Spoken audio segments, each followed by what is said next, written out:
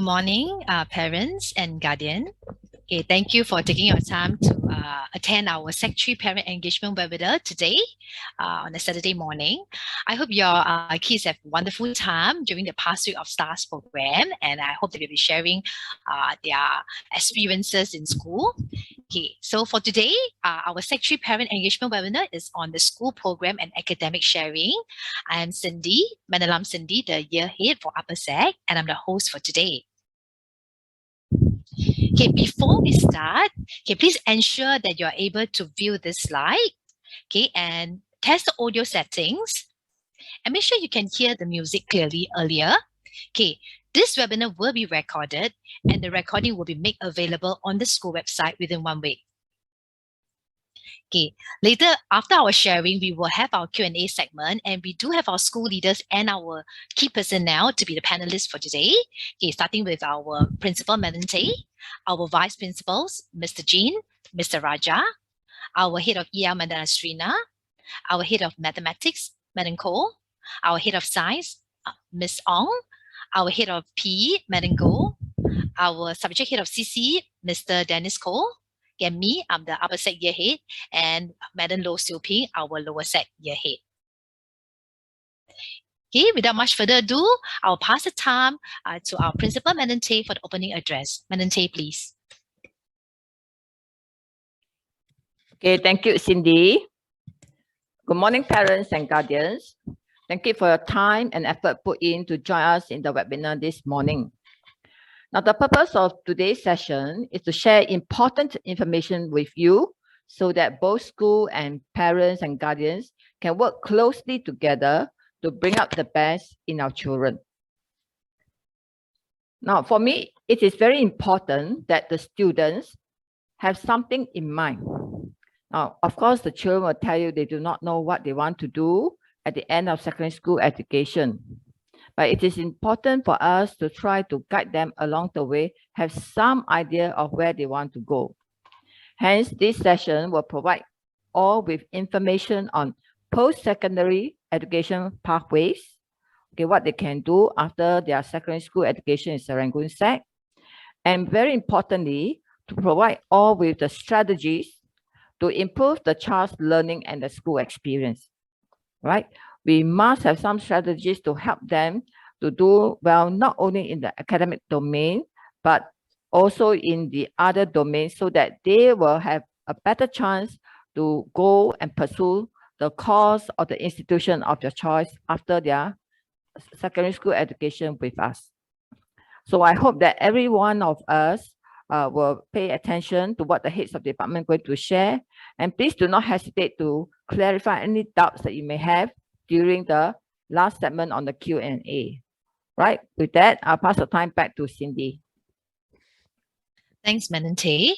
So, like what we have shared earlier, a quick summary of today's presentation. So we'll start off with the post-secondary education pathway, sharing by our subject here of CC, Mr. Ko, Dennis, followed by Zoe sharing the CCA LEAPS 2.0 system, as well as the EL head, mathematics and science head, to share about strategies for you to improve the child learning at home. And lastly, we will end off with the Q&A segment. So a note about the Q&A segment later. So throughout the sharing, parents and guardians, please use any of the following features to interact with the panelists. You can type a question in the Q&A dialog box and upvote the question posted by other attendees by clicking on to the thumbs up sign. We will answer the questions that is on your mind. So in the interest of time, if your questions are not able to be answered during the session, not to worry. After the session, we will post it on the FAQ on the school website, or we will answer you directly via email for the questions that you want to find out more.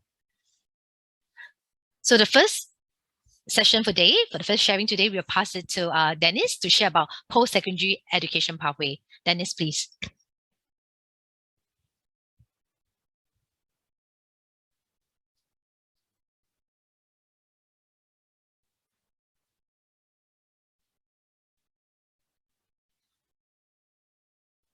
So I think some technical issue.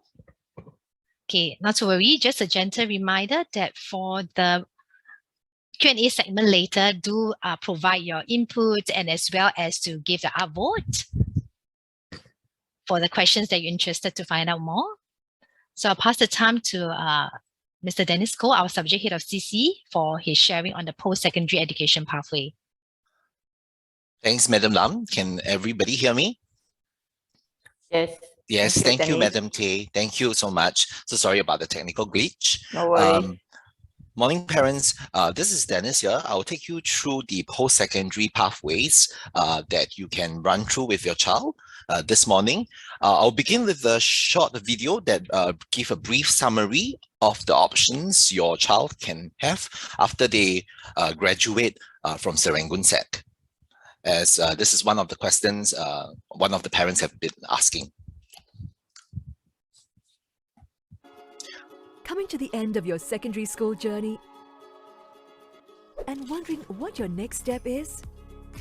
Whether you prefer something hands-on or academic, the post-secondary education landscape offers various options for you to pursue your passion. So how do you decide? First, consider what are your interests and abilities? Knowing your strengths and interests will help you decide on the course or subjects to study after secondary school. When you pursue something you're good at and have interest in, you're more likely to enjoy what you're studying in your post-secondary institution. Next, ask, how do you learn best? And what do you want to do after you graduate? If a hands-on approach to learning suits you better, consider going to the Institute of Technical Education, Polytechnic, or one of our arts institutions. With your NITEC, higher NITEC or diploma in hand, you will have the necessary skills and industry knowledge to earn your keep. Of course, if you prefer to deepen your knowledge in your chosen field after graduation, you can further your studies in poly or university. If the creative arts is your calling, LaSalle College of the Arts and the Nanyang Academy of Fine Arts offer publicly funded diploma programs.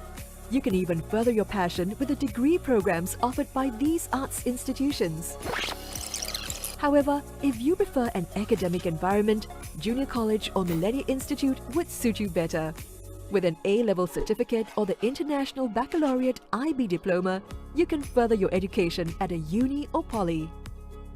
Once you're clearer about what you'd like to pursue and which educational path suits your learning style, you need to know how to get there. You can apply for your institute of choice using your N or O-level results via the Joint Intake Exercise or the Joint Admissions Exercise. But don't forget, you could also use your strengths and interests to help you gain admissions to them. The Early Admissions Exercise allows N and O-level students to apply for admission to ITE or Poly based on their aptitude and interests even before receiving their results. It allows students to demonstrate their strengths apart from academic grades, allowing a wider range of talents to be recognized. For O-level holders hoping to enter JC, you can also apply based on your talent in sports, CCAs, or academic areas outside of the O-level examinations via the direct school admission. When applying for EAE, DSA JC programs in LaSalle or NAFA, a portfolio may be needed for certain courses to showcase your skills and accomplishments. Also, don't forget to brush up on your interview skills.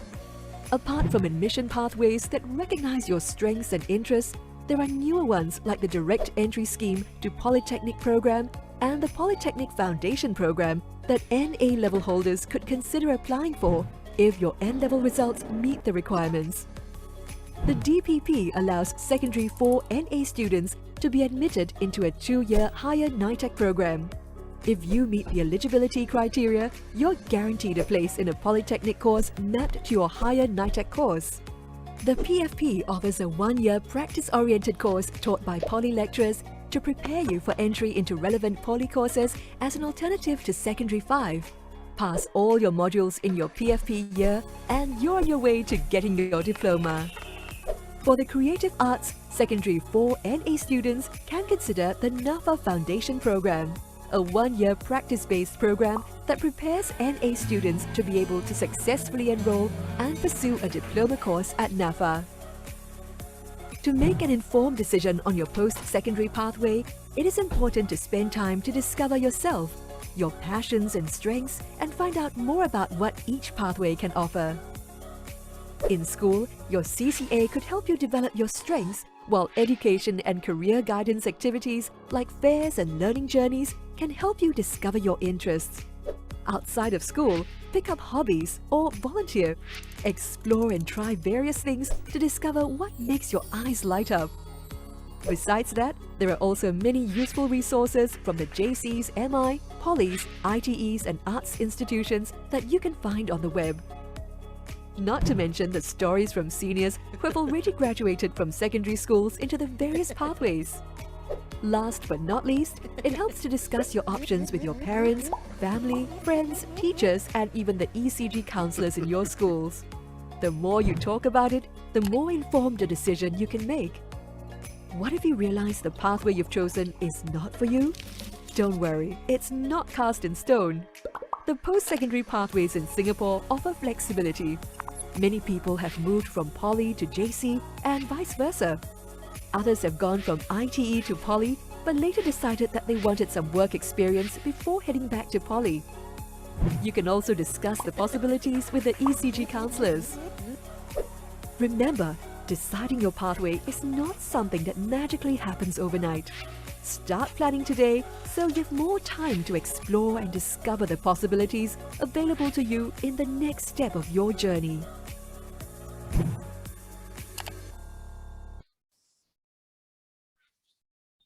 Thank you, Madam Lam. Dear parents, as you can see, there's quite a bit of multiple pathways that your child can pursue after they graduate from a Serangoon Sec. You can scan this QR code to view your video again, but don't worry, in the next few slides, I will elaborate on what is covered in the video in greater details. So this slide actually gives an overview of what your child can do after his or her studies. For the O-level students, after 4 years, they can proceed on to the JC or the Centralized Institute, which is known as, which is currently the only one left is now Millennium Institute, whereby your child can pursue the A-levels examination. Yes. Alternatively, they can actually pursue the polytechnic education. They can also go to the ITE, the arts institutions, and other alternative private qualifications. For our NA students, before they proceed to the GCE O-level exams, they will have to take the NA, the GCE N-level examinations. After which they can actually follow the O-level pathway. They can proceed to the JC, Poly, Arts Institution, ITE, or private institute. But for our NA students, after the N-level exams, they have other alternative pathways actually. They can actually proceed to the Poly Foundation program before proceeding to the polytechnic education. Yes. Alternatively, they can actually pursue the direct poly admission scheme, whereby they will complete a 2-year higher NITEC program in the ITE before proceeding on to the polytechnic education. They can also go directly to the ITE to pursue a 2 or 3-year program. Alternatively, they can actually go to the arts institution or pursue alternative qualifications as well. For our NT students, after the GCE N-level exams, they will actually be going directly to the ITE to pursue their further education. Likewise, they can actually pursue similar education in the arts institutions or private education. Here's the QR code to the various pathway that you can scan to uncover a little bit more in the different pathways. This slide actually summarizes the post-secondary options your child can choose, ranging from the 2 to 3-year A-level program in the JC or MI, to the polytechnic that prepares our students for the workforce, the ITE, which provides a more hands-on learning, to the arts institution when students have a gift in visual and performing arts. One of you asked about the differences between the Polytechnic and JC, its advantages and disadvantages. Here's a little information between them. Okay, so on top of it, instead of asking what is the advantage or disadvantage, we would like to invite parents to actually discuss with the child what is their best way to learn.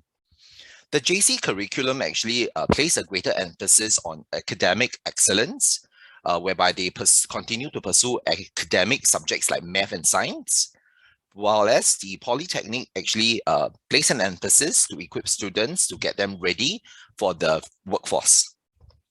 So, but both pathways eventually lead our students to pursue the university education.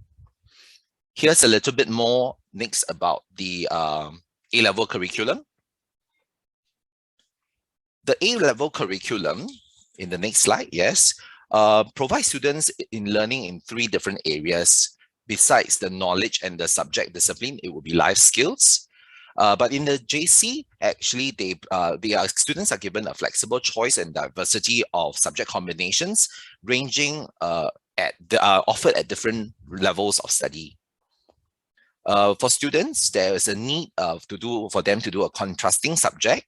So, for example, if they pursue the sciences, math and sciences, they have to do a contrasting subject in the humanities and arts. Next, we see the general offerings in the different polys.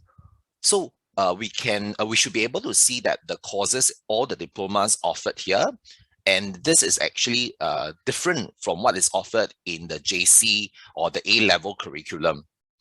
Just want to highlight that certain courses may be unique to particular poly. So in this slide, example, if students want to pursue courses related to maritime, they can only go to the Singapore Poly. In the next slide, you will see the other 2 poly, which is Republic and Temasek. So for students who are interested in hospitality or may want to attend a school specialized in sports, one can consider RP, which as it seems more uniquely offered in that Polytechnic. Here's the next is the other 2 post-secondary options for your child. We have the ITE. In general, they all offered related courses in the area of business and services, electronic and technology and engineering, but with some exceptions. So do take note, if students, for example, are especially keen in design and media, the courses are only offered in the ITE Central. The last option is our arts institution. These are the diploma offered in the 2 publicly funded arts institutions. Okay, we go a little bit more in depth for O-level students. What is the criteria for them to gain admission to the different institution? So here we look across. In our first row, we can see the options: JC, MI, which is offering the A-levels curriculum. We have the arts institution, the poly, or the ITE. Okay. And the subject requirements also therefore varies depending on the course of subject that the students opt. Do note the general grades and subject requirement needed for each different route.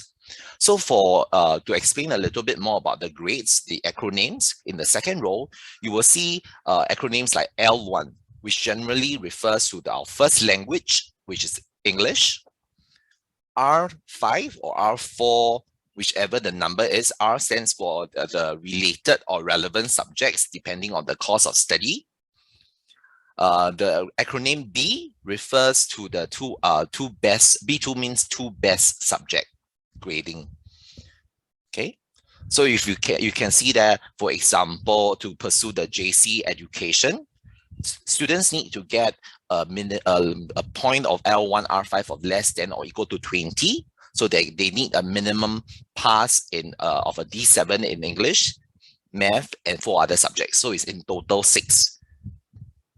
Okay, versus to pursue a polytechnic education, they look at English, 2 related subjects, and 2 other best subjects. So it's 5, the computation of 5 subjects only. One of you actually asked in the when we collect your responses for this webinar, you were asking what courses can the child do if he's doing D&T or computing now. If they are not pursuing further education related to computing, IT, or D&T, they can use these two subjects as the grades referring to the best subject grades. That means they can use the grades for these two subjects as their B2 in short. For students doing the basic mother tongue, their pass on merit cannot be computed into grades necessary to enter JC. We go a little bit more for further illustration, the diploma education. Okay, let's, for example, take a look at the common business course. If your child wants to read the common business, they must have an ELR2 B2 of grading 5 to 24 and meet the minimum entry requirement as stated. So here you can see that they need a pass in English, math, and any 3 other subjects. Do note that the actual EL R2B2 may vary from year to year, and as such, they should be taken as target setting. All these information can be found in the published joint admission exercise booklet when the students receive their results after their national exam. In the meantime, this information can be found via the World Wide Web. Even though we can see that even the JCMI or the Polytechnic criteria are different, it may seem like the JCMI looks at the subject grading of all 6 subjects, so it may seem more demanding, but do note that the criteria can be demanding for more popular Polytechnic courses as well. Hence, it really depends on how your child can learn best. All admission are dependent on their O-level results. Okay, so besides the normal route where students can get to choose the institution or course of study during the release of the results, your child can take part in the early admission exercise to secure a place in the course or the institution of your choice. For the JC, it is the direct school admission.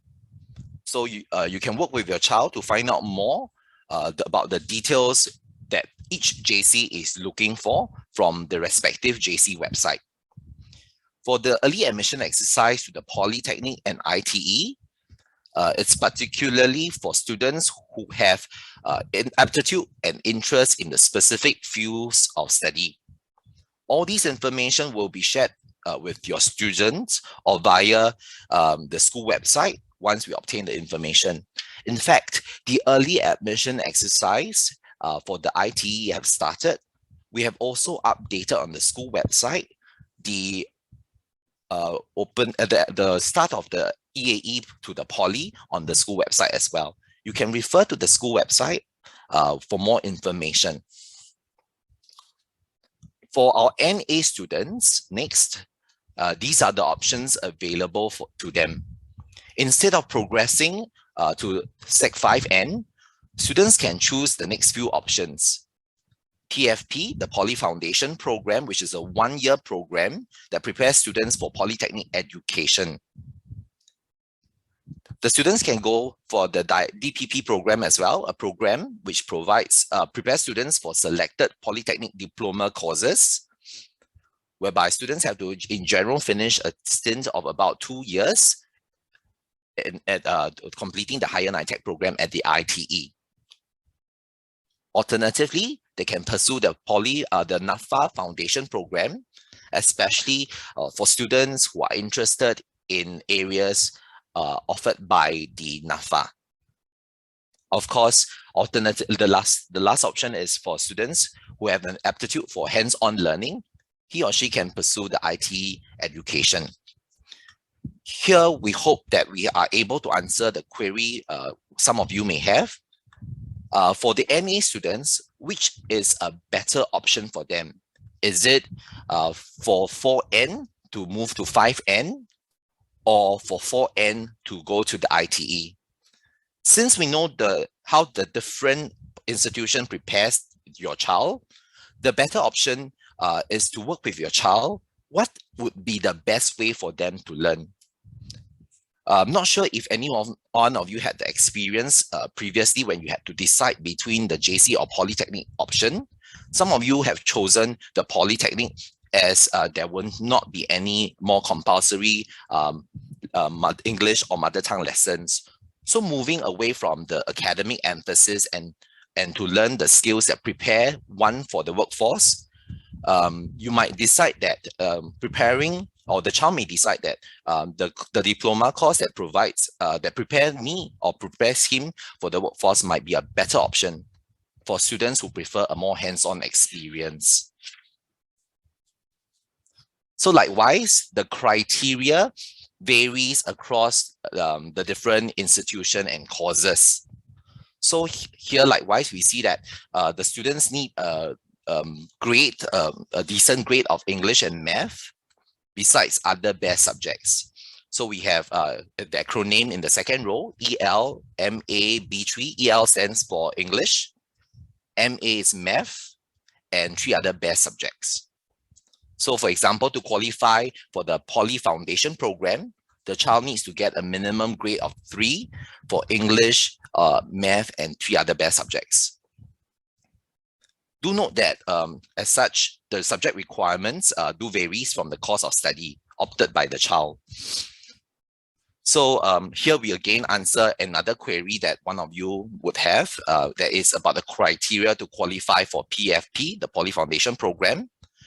Should one qualify for PFP, they can choose to do any course simply because having an ELMAB3 lesser than or equal to 12 means that one will have met the subject requirement to any of the course offered at the Polytechnic. For NT students, they will pursue the 2-year or 3-year IT program, depending on the number of N-level subject passes. For students with excellent grades during the NITEC, they get to also go directly into the Poly, bypassing the 2-year higher NITEC course. Just want to reiterate that all admission are dependent on their O-level results. However, our 4N students can enroll into the ITE through the early admission exercise. We have just started on the 26th of May and it's closing on 1st June. This is a platform for students who have aptitudes and interest in specific fields of study. The school has put in place structures to support your child in this journey through the 4 to 5 years in Serangoon SEC. In the CC lessons, students have been given opportunities to use the My Skills Future portal to understand themselves better through surveys. The surveys actually point them to the possible fields of career that he or she can explore.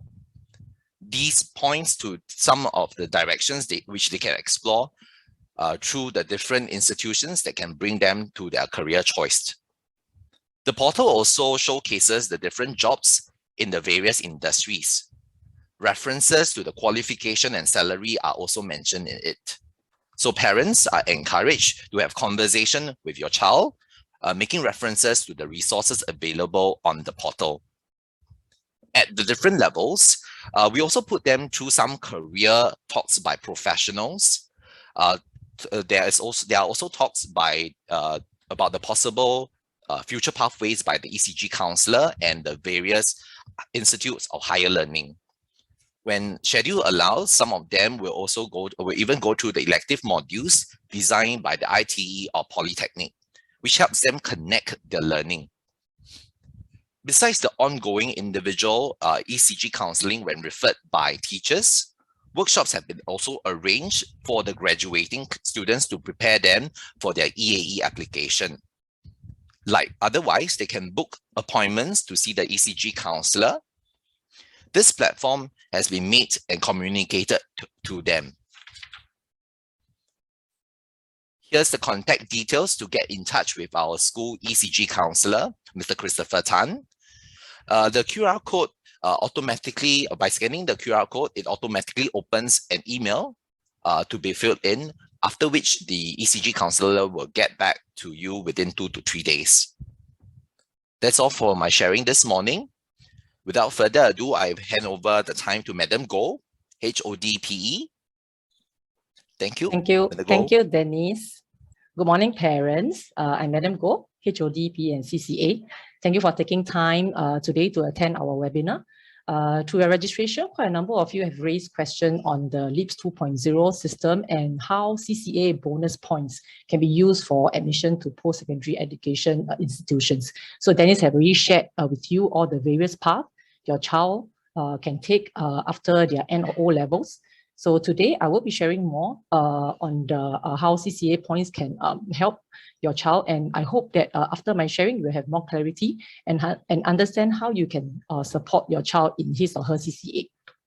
So first, let me give you an overview of the LEAPS 2.0 system. The LEAPS 2.0 is a framework that serves to recognize students' holistic and balanced development in the core curriculum. There is 5 letters in this LEAPS 2.0. So as you can see here in the gray box below, each letter represents the domain that forms a part of the co-curricular development that the student will experience in their secondary school education. So the domains are L for leadership, E for enrichment, A for achievement, P for participation, and S for service.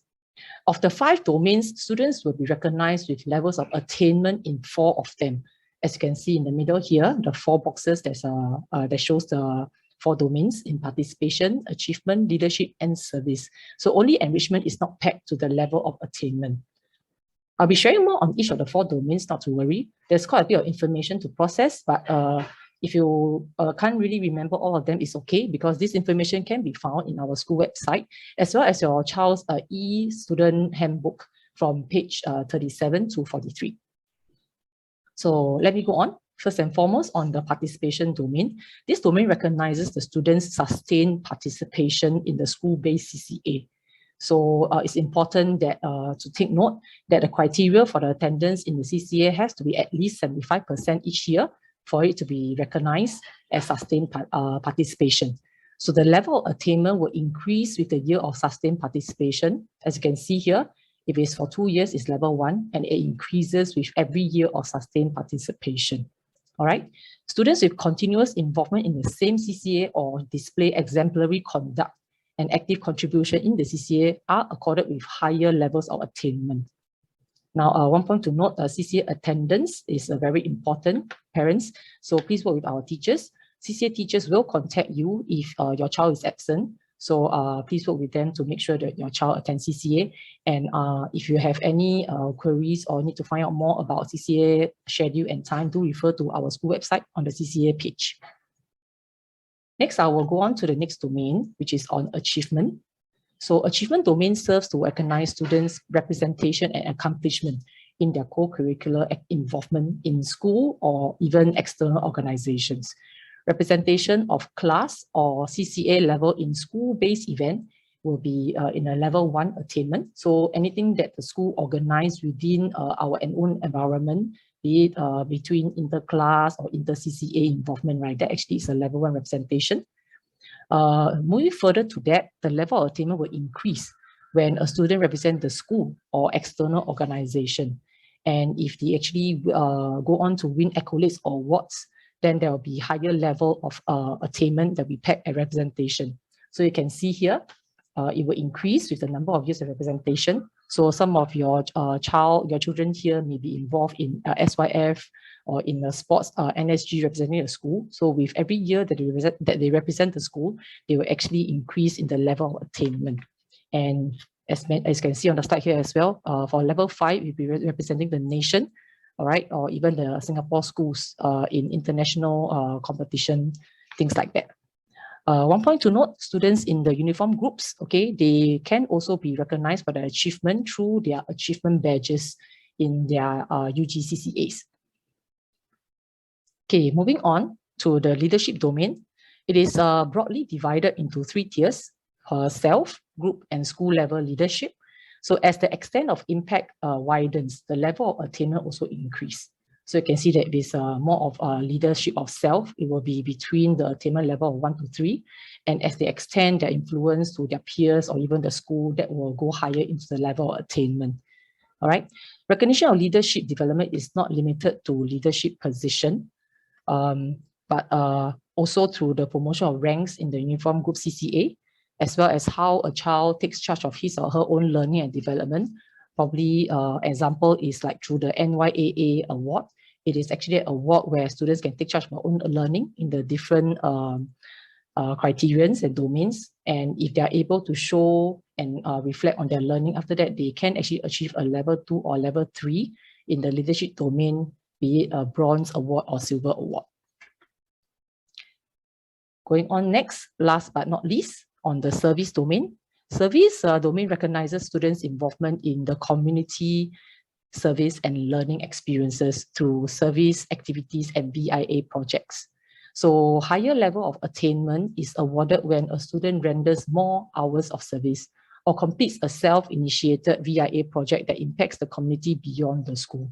So parents, I'm sure you have heard from your child, many of you, as in our parents here in Sec 3, your child in Sec 3, so they would have gone through a few years of VIA projects with the school. So every year there will be VIA projects that's organized and your child will participate in it. And that will actually attribute to the number of hours, and accumulatively to their 4 years, the total hours will then be translated to the level of attainment in the service domain. All right. So through their involvement in the 4 or 5 years of CCA program, the level of attainment in the 4 domains will be recognized and culminate to co-curricular attainment. The different levels of co-curricular attainment translates to bonus points, which can be used for admission to JC, Poly, or ITEs in their graduating year. Up to 2 bonus points can be awarded, and the minimum requirement for the level of attainment in the 4 domains to achieve excellent or good is shown in this table here. So you can see if you are aiming to get a 2 bonus point, and of the 4 domains that I've shared just now, right, the minimum criteria in the domains will be at least a level 4, and the rest of the 3 should be a level 3.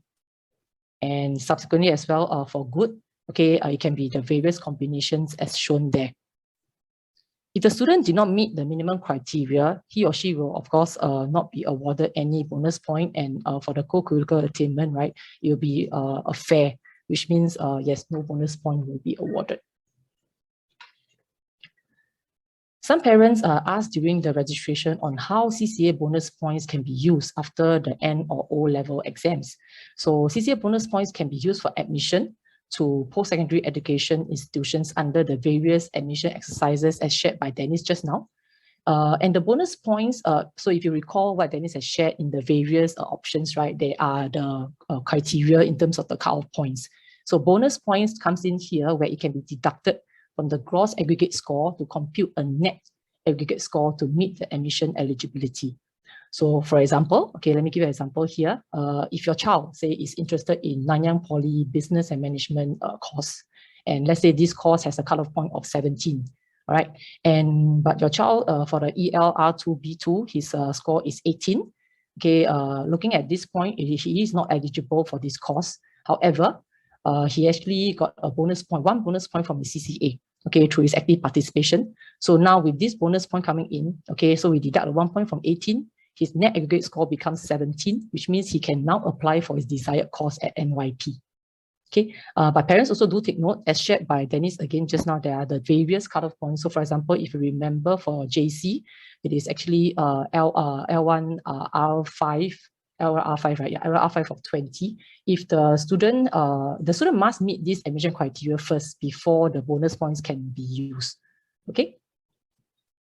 So with the very options for the post-secondary pathways, there are different admission exercises for the students of the various streams. The admission exercise that your child participates is dependent on his or her learning styles, learning abilities, interests, and passion.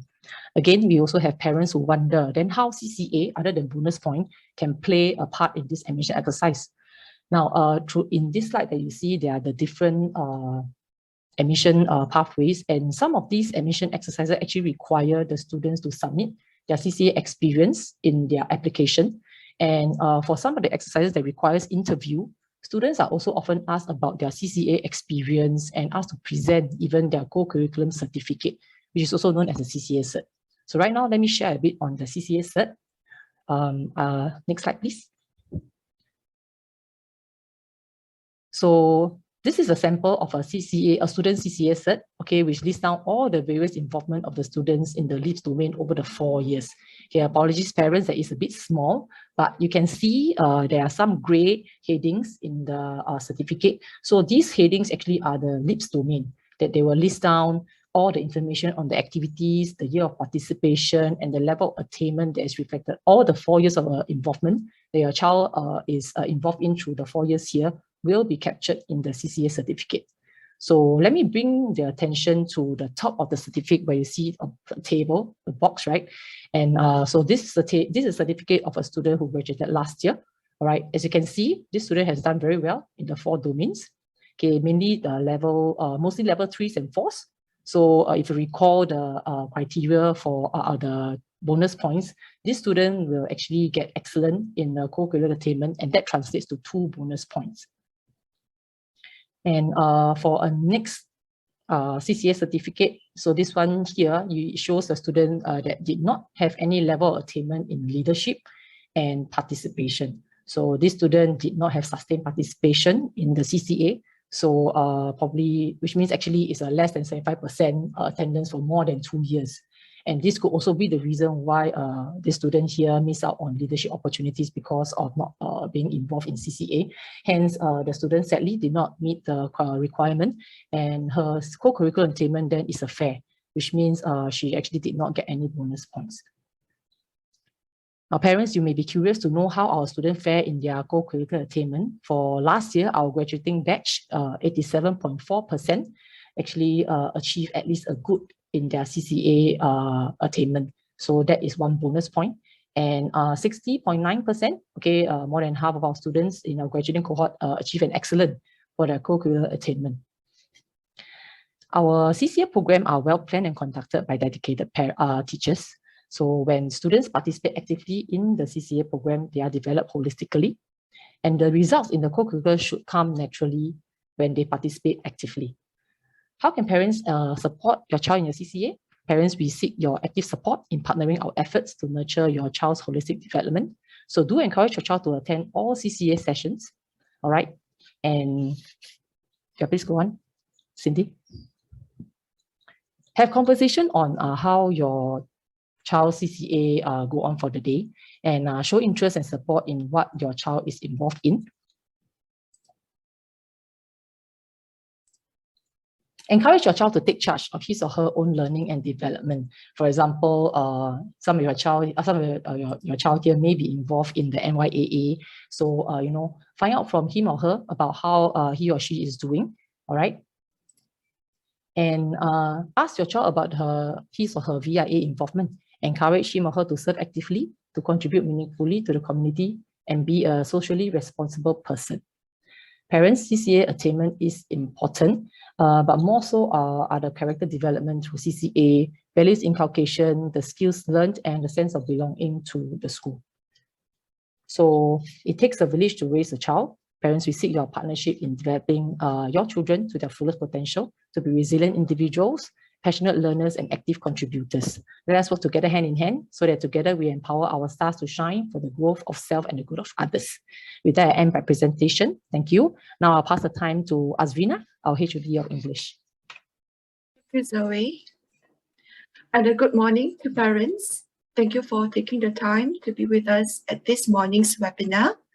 I'm Madam Azrina, HOD of EL, and for my segment today, I will be sharing key information on Upper Sec English language matters, as well as pointers on how you can better support your child in English language. In my sharing today, I will be presenting on the following: what taking EL at Upper Sec translates into, particularly the national exam syllabuses your child will be sitting for at the end of their 2 years of Upper Sec education, what your child can do to meet or even master the requirements of English language as a subject at Upper Sec, and what you can do to support your child's learning of English language at Upper Sec as well. Parents, at Upper Sec, we are preparing your child not just for school tests and exams, but also the national examinations. This slide shows the EL exam syllabuses at upper secondary. A child in 3 Express will go on to 4 Express and sit for the GCE O-Level English Exam Syllabus 1184. Similarly, a child in 3NE and 3NT will move on to 4NE and 4NT to sit for the GCE NA and NTEL exams respectively. These are syllabuses 1190 and 1195 respectively. However, if your child is taking English as an OOS subject at Set 3, he or she learns English at the next higher level. This means that a 3NE ELOOS student will join 3E students for English lessons. Likewise, a 3NT ELOOS student will join 3NE students for EL lessons and take the same exams. Moving on, whether your child is taking English language at Express, NA or NT levels, the syllabus aims of English language syllabus 2020 are one and the same, and that is by the end of secondary school, they will be able to communicate effectively in English as a result of their development in these following areas. Firstly, listen, read, view critically and with accuracy, understanding and appreciation. Speak, write and represent in standard English that is grammatical, fluent and intelligible. Understand and use standard English grammar and vocabulary accurately and appropriately. And lastly, to use English with impact, effect, and affect. I think the question on your mind is, what is my child being tested on for Upper Sec EL? And this table here summarizes the assessment objectives of the different courses of study, 3E, 3NE, as well as 3NTEL. For the most part, as you can see, the 3 courses of study will assess the same aspects for language learning.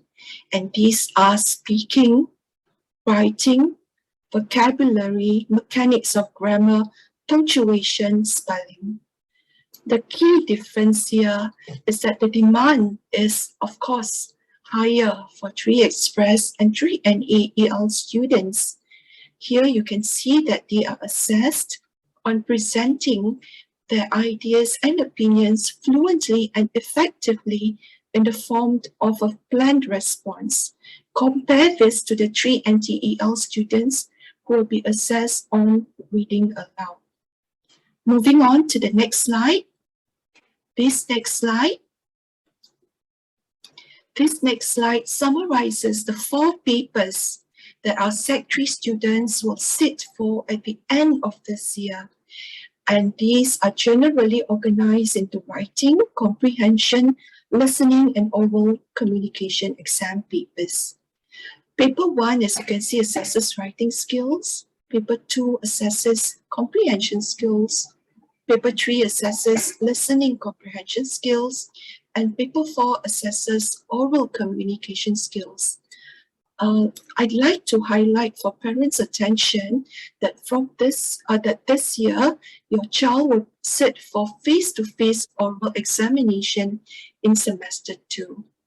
I have mentioned earlier about the new segment called Plan Response that will replace reading aloud for our 3 Express and 3 Normal Academic students. Let me share with you a little bit more about this Plan Response part of the oral communication exam. So in the planned response part, students will plan and deliver a response of up to 2 minutes to a video clip with an accompanying prompt presented on a computer screen. students will be assessed on their ability to present their ideas and opinions fluently and effectively to engage the oral examiner. We will now play a video that will give you a snippet of how we will conduct oral exam for our students in semester 2.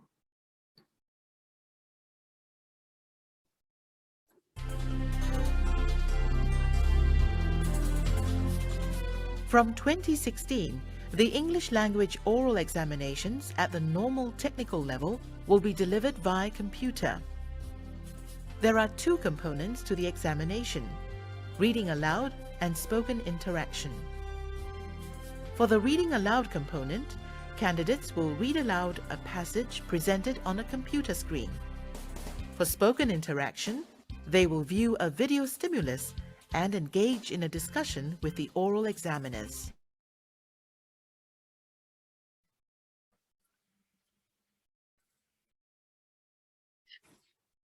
Moving on to the next slide, we have on the next slide a response really to a question that many of you may have about the key differences between lower sec and upper sec English in terms of the demands. So may I share with you that as students progress through the year levels from Sec 1 to Sec 2 to Sec 3, 4, and for some of our students to Sec 5, they will need to learn to use English at increasing levels of difficulty and sophistication. At upper sec, students are expected to apply the same skills and strategies that they have learned at lower sec, but at increasingly higher levels of complexity. They are expected to understand and use increasingly sophisticated words and vocabulary. They are expected to write more and longer essays. They are expected to analyze increasingly complex texts for their reading comprehension. And these texts are also longer. They are also expected to understand and engage in discussions on increasingly complex ideas or topics for oral assessment.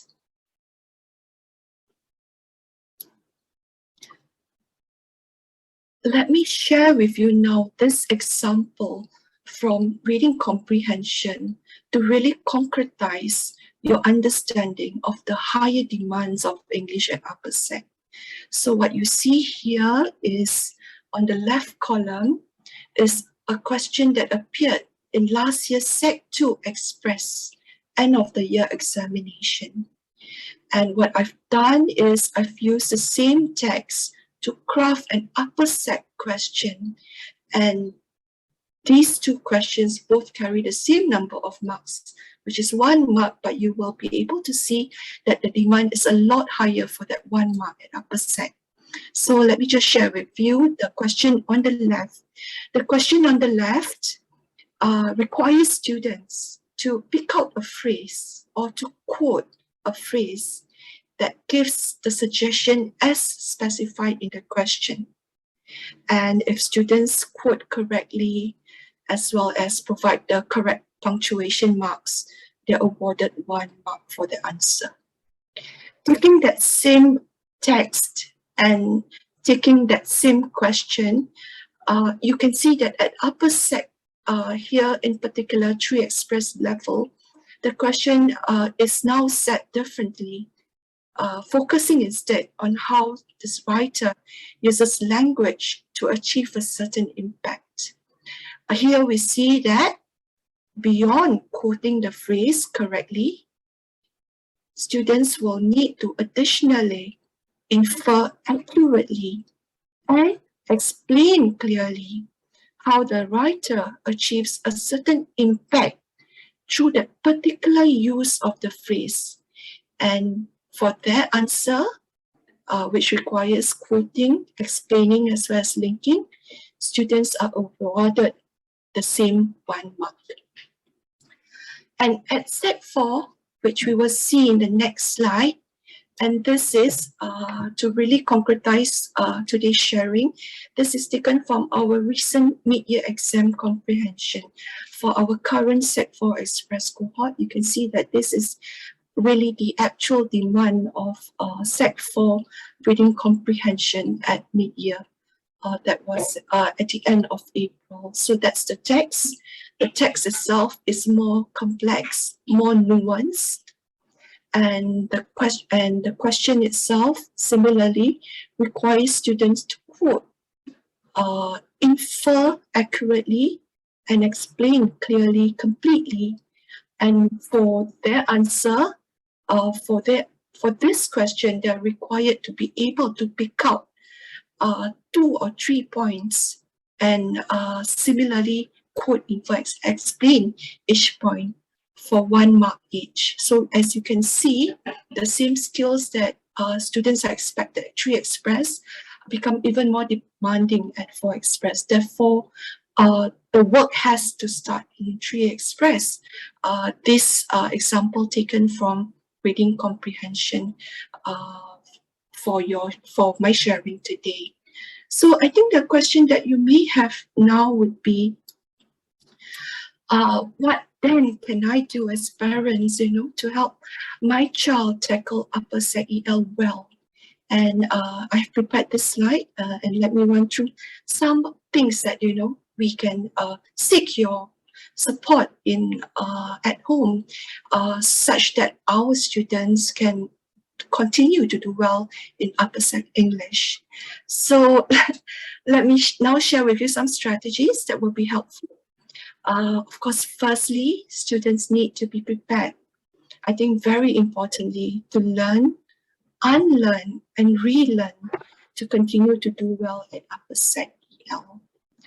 What was a Band 2 essay in Sec 1 or Sec 2 may not now meet the requirements of a Band 2 essay at Sec 3 or the national exams, because we do align our standards to national exam standards. And that leads me to the second point here, that students will need to pay attention to the skills and strategies taught by the EL teachers in Sec 3 and apply what they are taught. So what are teacher-taught strategies need to eventually turn into learner strategies, such that they are able to apply independently these skills and strategies and derive the correct answers, as well as derive the correct responses in their writing and their oral communication. As an example, if I may share this morning, planning the writing becomes even more important at upper Sec. Students, we know, will now need to write longer essays and on a wider variety of topics. As such, students must be prepared to put more thought and effort into the planning process.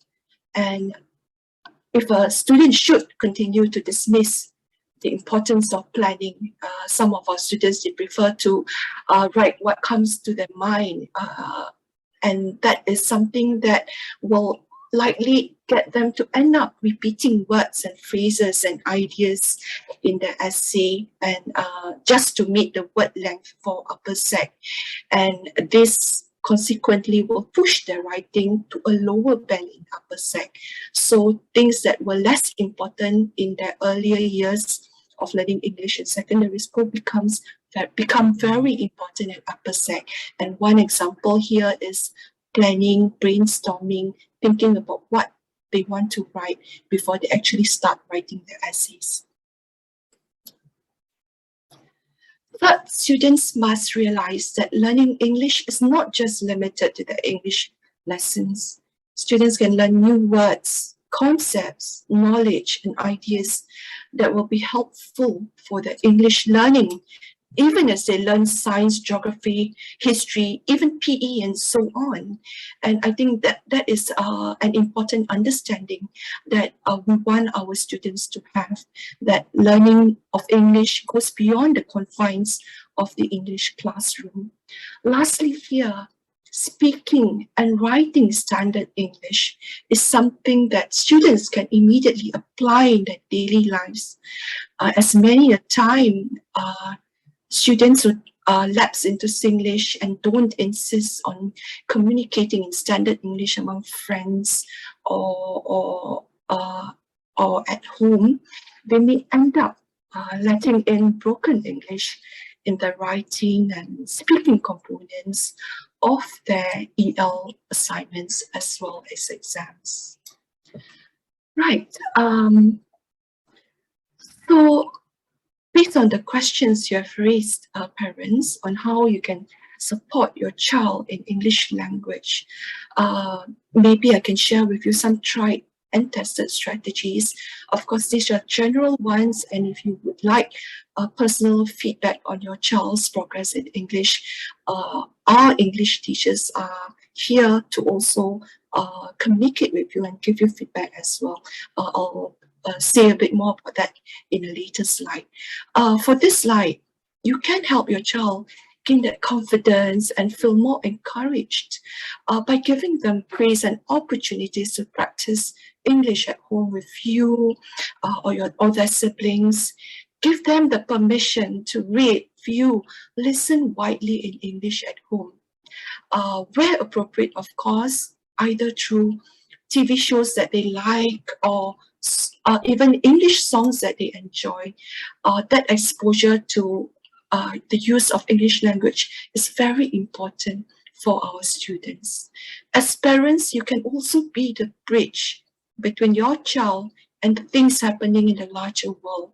You can flag and discuss current affairs with them, help them to gain a balanced perspective on issues and things happening in the world, so that your child can likewise demonstrate this balance in their thinking and perspective through their writing, through their responses during oral exam. Lastly, parents, even as life gets busier for your upper sec child, and it is really a very busy year for many of our students, coping with the demand of different subjects and many more subjects than in Sec 2 perhaps. Do continue to nurture good reading habits in them. At upper sec, students do need to work on reading actively and mindfully,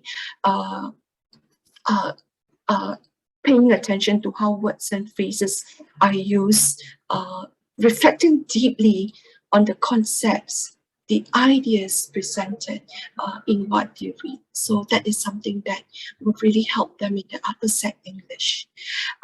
Your child can take down such words or phrases, learn how to use them, apply them in their conversation or even in their writing. So this is something that we can encourage our children really to do. And that brings me to my last slide, parents.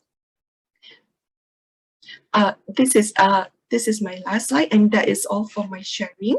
And I hope that through my presentation this morning, I've been able to shed some light on what the standards are at national exams for English language. Because we are talking about EL1, the demand is definitely higher. And of course, I hope that you have learned something about what students need to do in order to continue to do well or to do better in this subject at upper sec in the upcoming semester 2. Do work in partnership with the respective EL teachers who are ever willing to share with you more detailed and personalized feedback on your child's progress in English. And you may also contact me if you wish to find out more about how you can support your child in the learning and mastery of this very important subject. I think from Mr. Dennis Ko's sharing, that we understand the importance of doing well in English for every child in Serangoon Secondary. What you can also do to help us is to touch base with your child at this time of the year when the results have come in. Do check in with your child on what he or she can do to strive better in this subject. I would see chances are your child has already reflected on the results and are waiting for the chance to share with you the areas that they think they could have done better, that they want to improve on. And this is where you can come in also as parents to encourage your child to continue to work hard as they close the gaps for the second semester, where there will be the end of the year exams. With that, I will now pass the time to the next presenter, HOD of Math, Madam Koh Poo Lee. Thank you, parents. Thank you, Asrina. Good morning, parents. I'm Madam Koh, the HOD Mathematics. Thank you for taking time to be with us today. Today, I will be sharing the overview of the Upper Sec Mathematics curriculum and strategies for parents to support your child in the learning of the subject. Next. So as I mentioned, I'll be sharing these strategies with parents. And next, we will look at the mathematics curriculum at the Upper Sec. The mathematics curriculum aims to develop students' confidence and competencies in problem solving. Besides concepts and skills, attitudes such as confidence and motivation are important competencies to do well in math. With the changes in the math and additional math syllabuses, there is greater emphasis on processes such as reasoning skills and monitoring of students' thought process. Next, we will look at our Upper Sec Math in detail. Our Upper Sec Math comprises 3 strands: algebra, geometry, and statistics. These strands have been taught since Lower Sec. Calculus is a new strand introduced in additional math and taught in Sec 4 or 5. Next, I will share the Sec 3 assessment in math. The Sec 3 exams are similar to the Lower Sec exams with 2 exam papers, Paper 1 and Paper 2, except for a longer duration and more marks. There is also a higher percentage of real-world context and reasoning questions. Students can refer to their topical 10-year series and textbooks for the exam format and the types of questions. Our teachers will also guide students on the demand of assessment through our weighted assessments and our various chapter assignments. For additional math, which is shown in the next slide, there is only 1 exam paper in Sec 3 and 2 in Sec 4 and 5. Similar to the math exams, there is a higher percentage of real-world context and reasoning questions. There is also the application of math and science concepts in these questions. Students can refer to their A-Math textbooks. They also have their workbooks as well as the past year exam papers that will be provided by the school for the exam format as well as the types of questions. Similarly, we will familiarize our students with the demand of the assessment through our daily work, our class-based assignments, as well as our weighted assessments. The next slide, I will share strategies for students to cope with the demand of the subject. It is important for our students to revisit their Lower Sec topics to build a strong foundation for Sec 3. Students can read up on local and global issues to be familiar with the real-world context. It is a good habit to read before and after the lesson to clarify their doubts and consolidate their learning. Learn and practice the different question types for each topic, and seeing mistakes as learning opportunities will help them go a long way. Do work with our teachers to customize a revision plan for the students with the various types of needs. Next, I'll touch on support for students.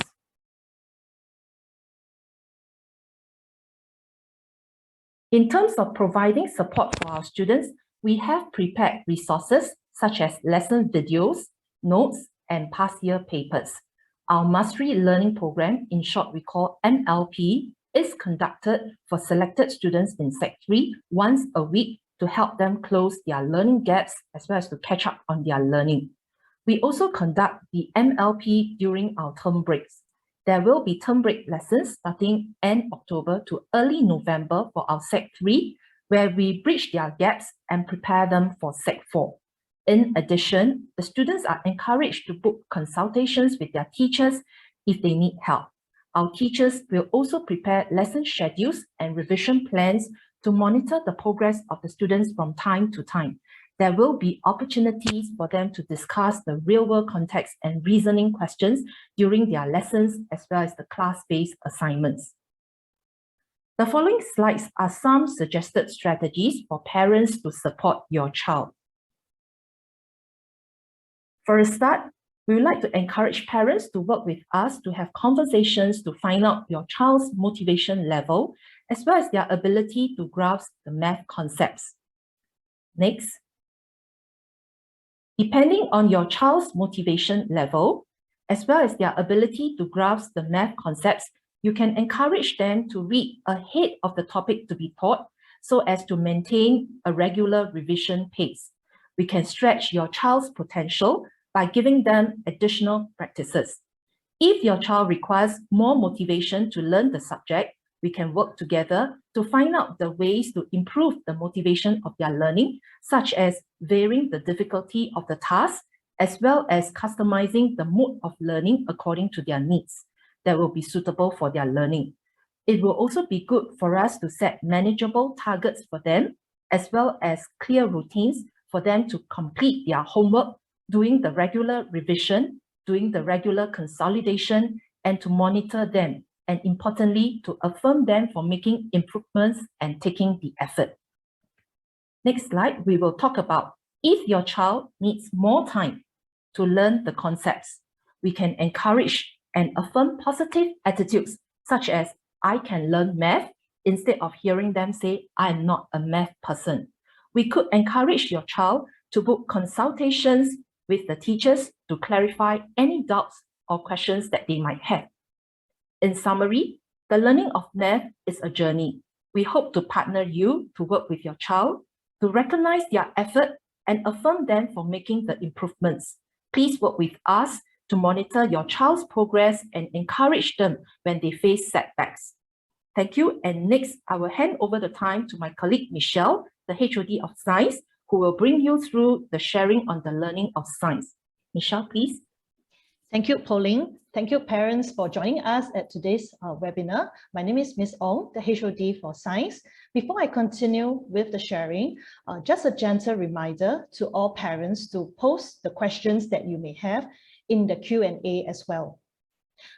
Moving on, let me share with you some of the strategies that parents can actually help in terms of improving your child's learning of science. This is an overview of my sharing for today. I will first start off with an overview of the upper sec syllabuses and then moving on to the various strategies that we have in supporting our students, as well as some strategies for parents to support your child. Next, we have an overview of the syllabus for the various subjects. This is for biology across NA, O-level science, as well as for pure biology. The information can also be obtained from the SEAB website. Moving on is the syllabuses for the chemistry syllabus. And finally, also for the physics syllabus. As you can see from the three different syllabuses, the topics are typically arranged in terms of the various sections, so as to actually show that the concepts within the section are actually interconnected. The demand between, especially for the O-level science and the O-level pure science syllabuses, are also very distinctly different in terms of the scope of the curriculum. Moving on, I will also share a little bit about the differences between the assessment structures for the sciences. So for NA, O-level science and O-level pure sciences, the assessment structures are very different. For NA sciences, typically it is in terms of pairs of theory papers that are done within one sitting. Whereas for O-level science and O-level pure sciences, they are done at different sittings, and you will notice that actually for O-level science and O-level pure science, there is the additional practical assessment, which is not in the NA level science. Okay, next, I will also show differences between the lower sec syllabus as well as the upper sec syllabus. So moving on from lower sec to upper sec, there are differences in terms of the content coverage as well as the skill sets that the students would need to have at the upper sec levels. So at upper sec, in terms of content coverage, there are new and also a greater number of topics within each science subject. Although there are some topics that are covered at lower sec science, as well as even in the primary levels, there's an increase in the depth for some of these topics that are taught. So it's in terms of spiral progression for the students. In terms of skill sets, while at lower set levels, we often have a lot of practical investigations for our students. The investigations at upper set levels are usually more comprehensive and they are longer in duration. In terms of the question types, there are also more complex database type of questions in real-world context. And in terms of the problems that the students may experience at upper sec, there is an increase in complexity, and this usually involves more conceptual links within topic or even across the various topics, which are usually found in a particular question. Okay, moving on. Okay, next up, I will show you the example from the biology curriculum. So on the left side, you can see actually a lower sec science topic that is on digestion. So the questions really focus on more simpler identification skill sets. For example, students are, they have to identify the different parts of the digestive system or to state certain word equations. The explanations are also less demanding as compared to on the right side, we can see a typical upper sec biology topic on digestion. So the question looks very different from what you see on the left side. The students have to make reference to data. So you can see that there is a graph that is shown and they need to relate the data to concepts that they learn about digestion. And actually for this particular question, the concepts tested are from multiple topics in the upper sec biology curriculum. So the students have to make more elaborate explanations. And you can see that there is also an increase in the number of marks that are demanded for the students. Okay, moving on, let me just share with you what the science department have in terms of supporting the students. So other than the textbooks that the students currently have, we also have customized booklets across the various sciences for the students. So these booklets actually consist of notes and various practice questions that are curated in order to cater to the diverse learner profiles. We also have the topical and yearly 10-year series, which are also put in the book list. So at Sec 3 level, we usually work on the topical 10-year series, because this allows us to work with the students in terms of the exposure and familiarization with the questions per topic, so that it is more bite-sized and manageable for the students. And at Sec 4 level, they will then purchase the yearly 10-year series, because we also want the students to be familiar with the full-fledged format of the national exam paper. And this allows for rigor and helps them to be more prepared when facing the national exam questions. Other than that, with the use of the PLD in the classrooms, we have self-paced online lesson packages for the students. And this is to allow for students to revisit some of the concepts that were taught in class and helps to consolidate their learning, because the packages usually consist of self-check questions with feedback for the students. And sometimes these packages are also being assigned by our teachers before a particular topic is taught. So this will help them to, in terms of the enhancing of the learning of concepts, and they're more prepared when they come to class, when the teacher is covering that particular topic. And as we know, in science, there are various abstract concepts as well. So such online packages are important because they usually consist of various modes of representation, for example, animations or simulations that will provide a more visual representation of these abstract concepts, so students can relate better to the real world phenomena around them. Other than these strategies, we also have other strategies to support our students. So in the next slide, I will show an overview of other strategies that we have as well. Okay, so these are the various other strategies we have. We have differentiated strategies through other range of platforms that we have to engage the students in the joyful learning of science in the classroom.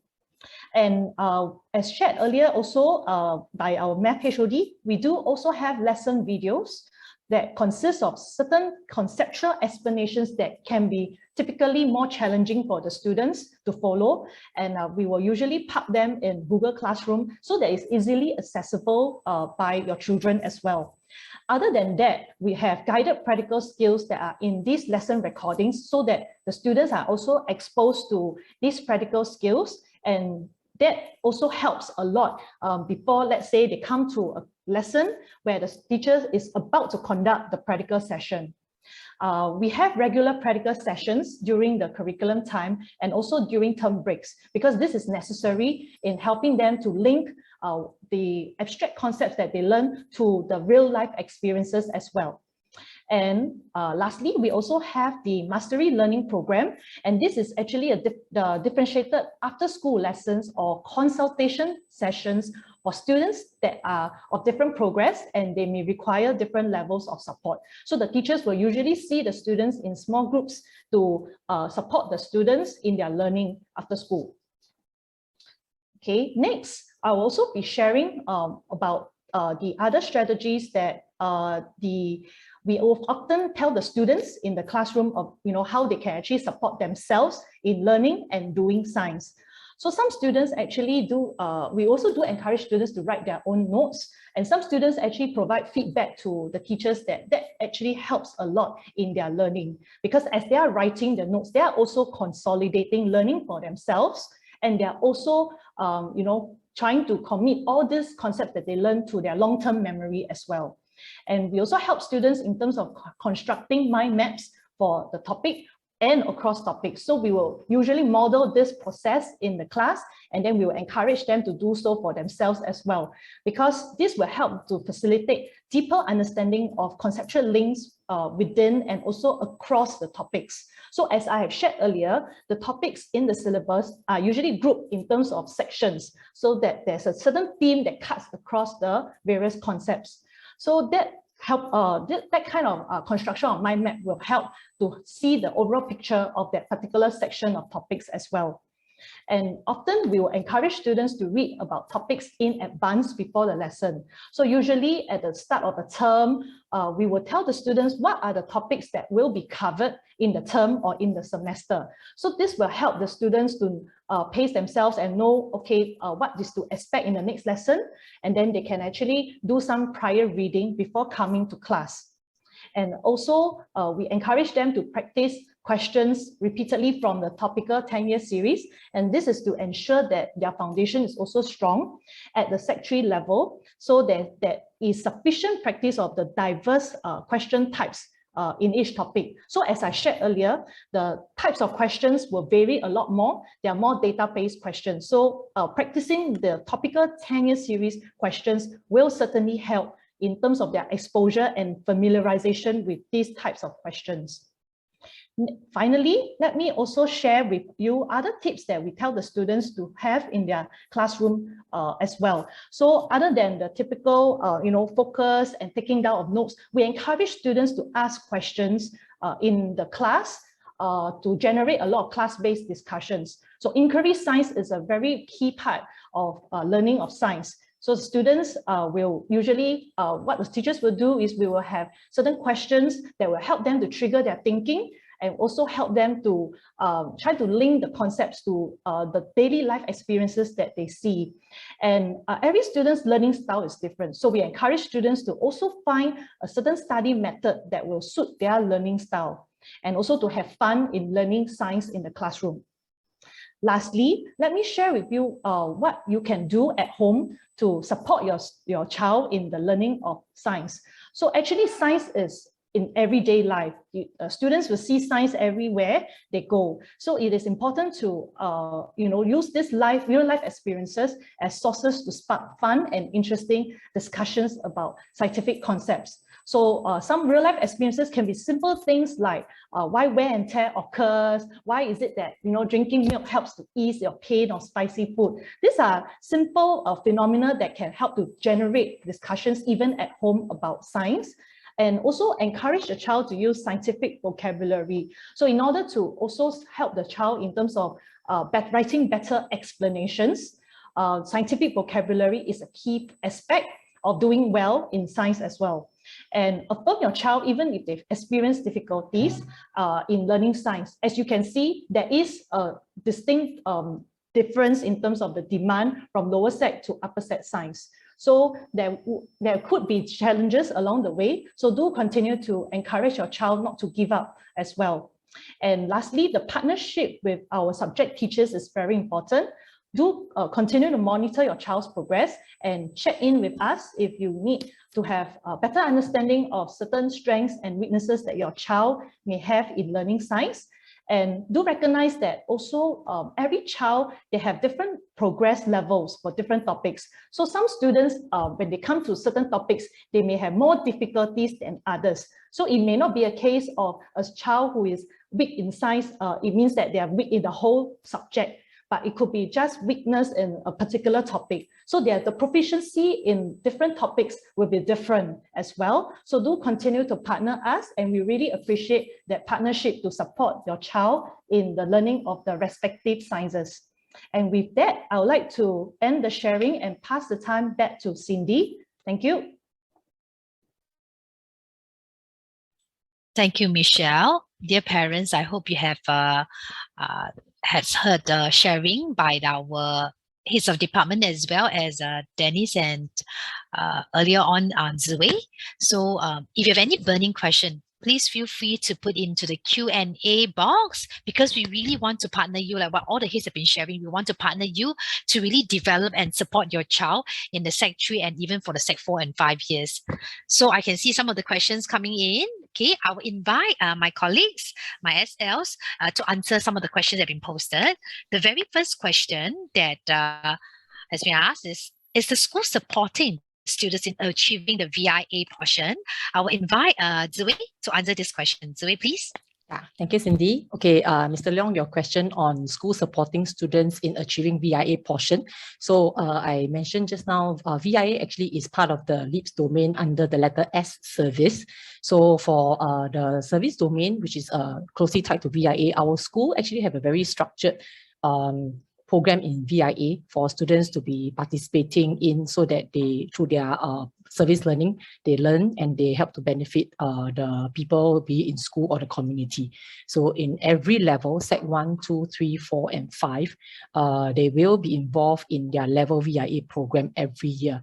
And through the involvement in the VIA program, they will of course accumulate the hours in the service learning, and in the involvement as well learn, okay, through the service to others.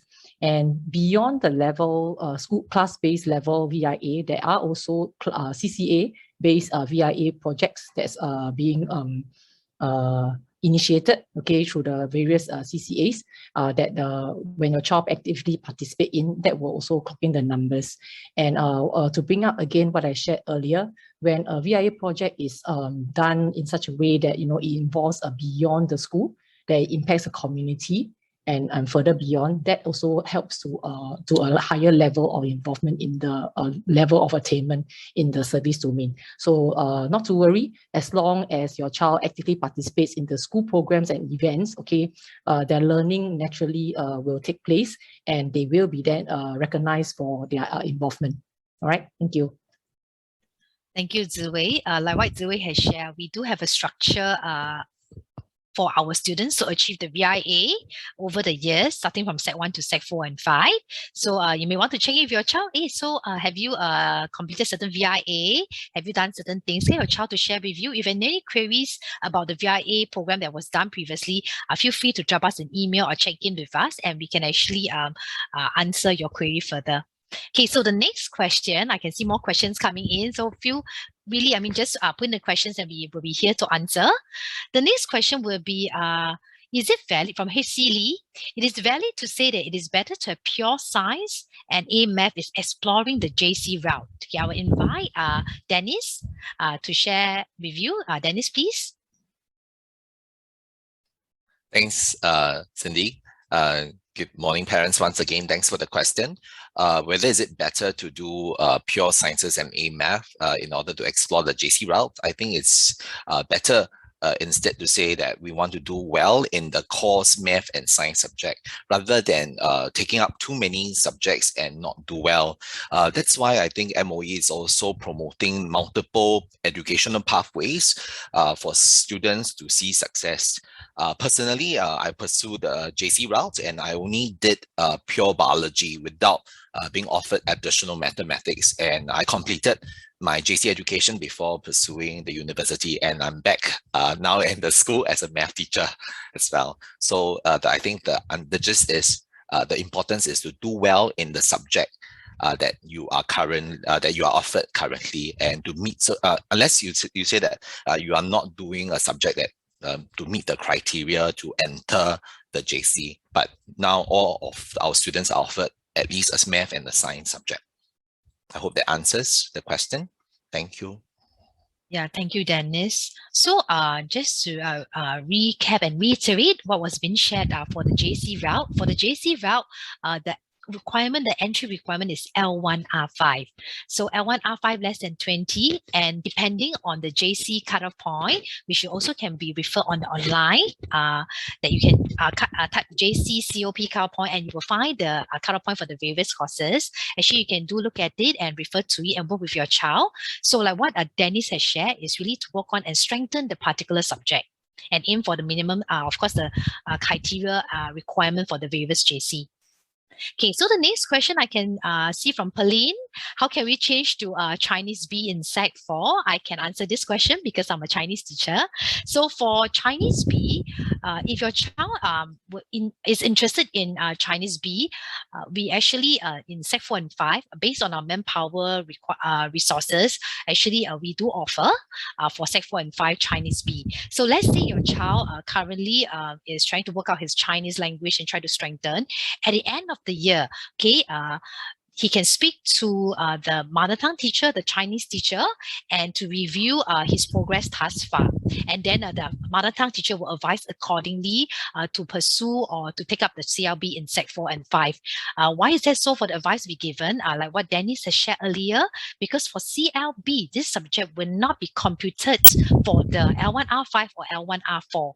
So with that, we will give the advice to students who want to pursue CLB. At the end of the Sec 3, and then we will discuss with the parents as well whether to take up CLB as the subject for next year O or N levels. Okay, so one more question about VIA.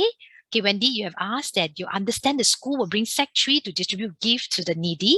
Can parents donate money to buy more substantial gifts? Okay, I will invite Mr. Raja, our VPA, to answer this question. Mr. Raja, please. Right. As far as donations are concerned, especially in cash, it is not encouraged. And furthermore, all our BIA programs are well funded. So it is not in need of further funding as far as supporting the BIA programs. But of course, certain BIA programs, I understand, would actually involve donations in kind. That means all the students in the school would be informed to donate certain items, food items, and it will be collected and then distributed.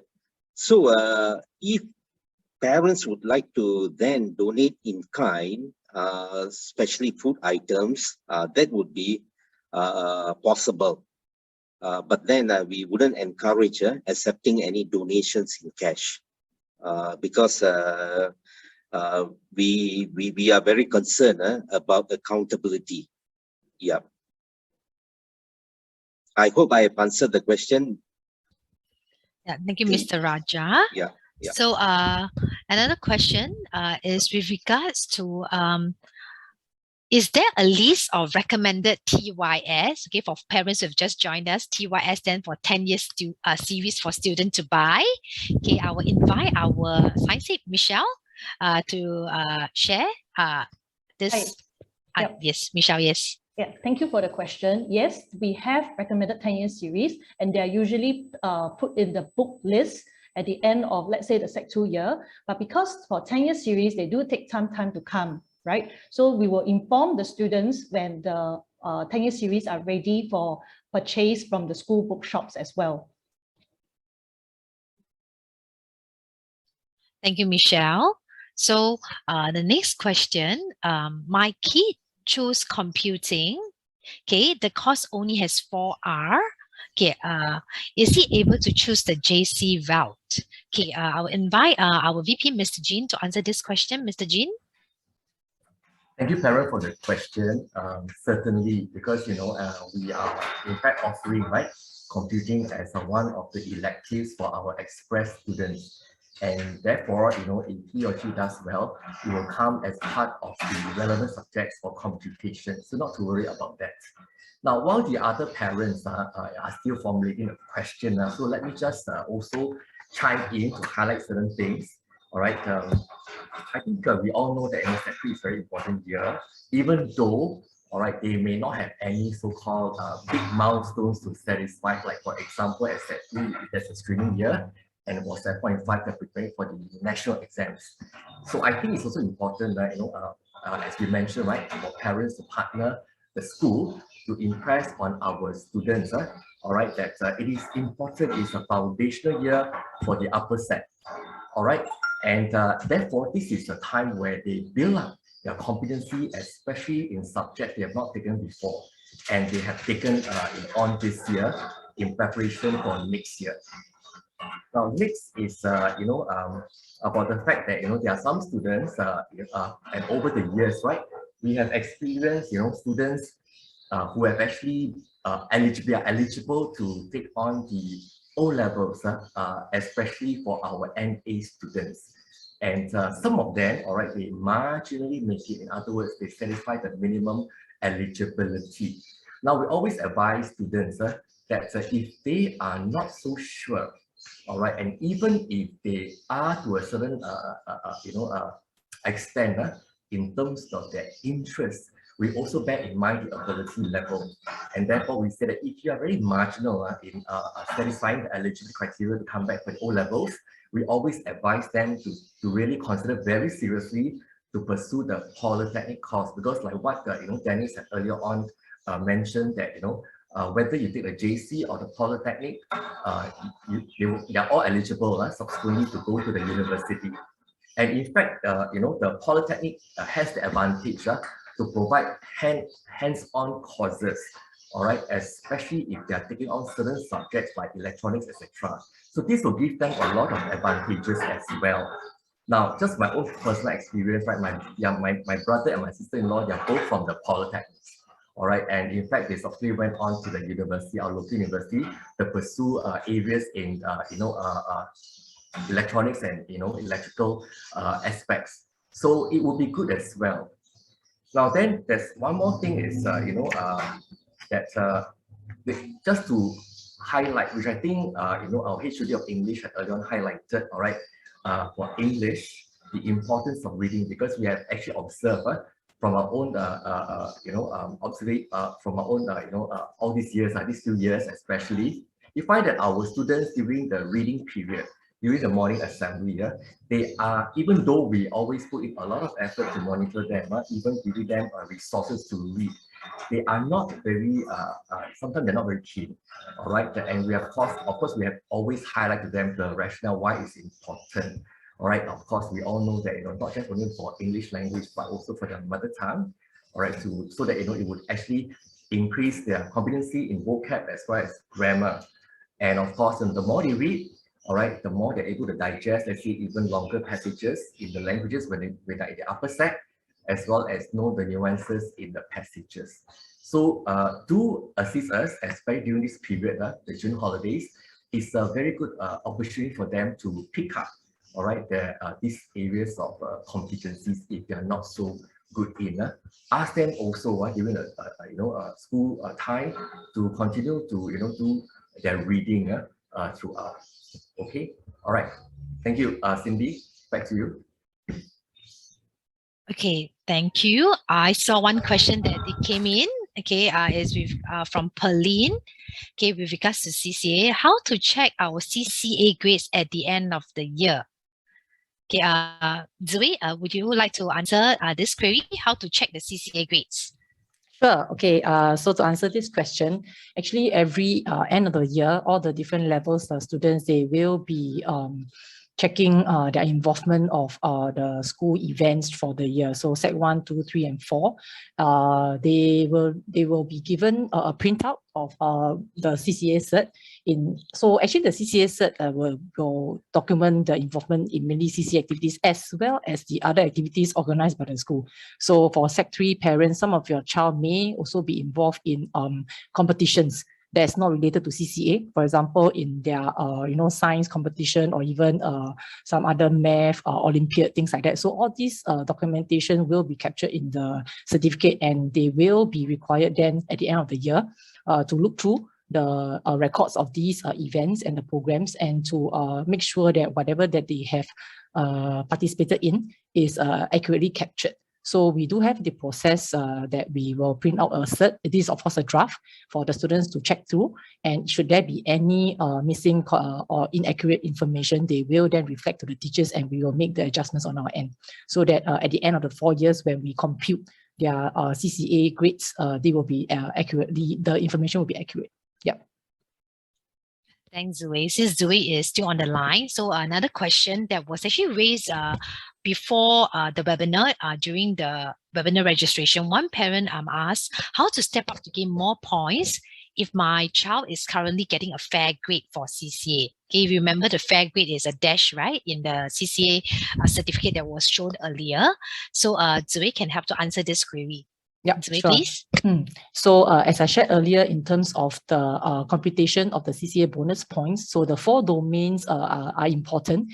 And so this is where parents, we will really seek your partnership with us in talking to your child about, what is the area that he or she has not been doing so well in the 4 domains. So participation, achievement, leadership, and service.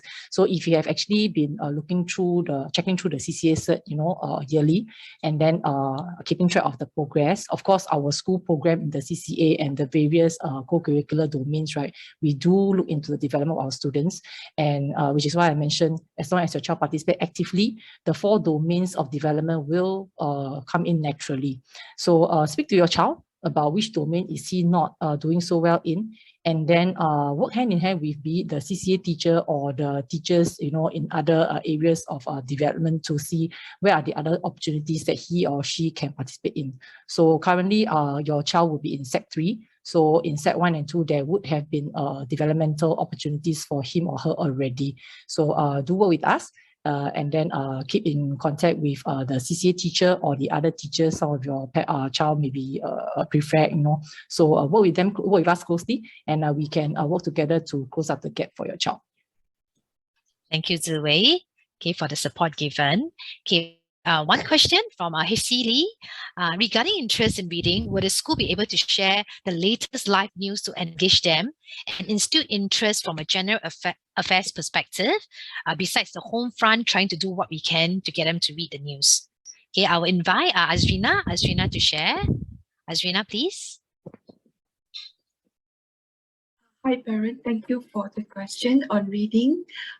This is something that reading is definitely a focus, not just for English department, but also the mother tongue language. And whether the topics of current affairs are presented in English language or in their mother tongue languages, the learning is there to be gleaned for our students, and they can apply it across the subjects and across the languages as well. Within Serangoon Secondary School, we do have a structured reading program, and our reading program are extensive as well as intensive.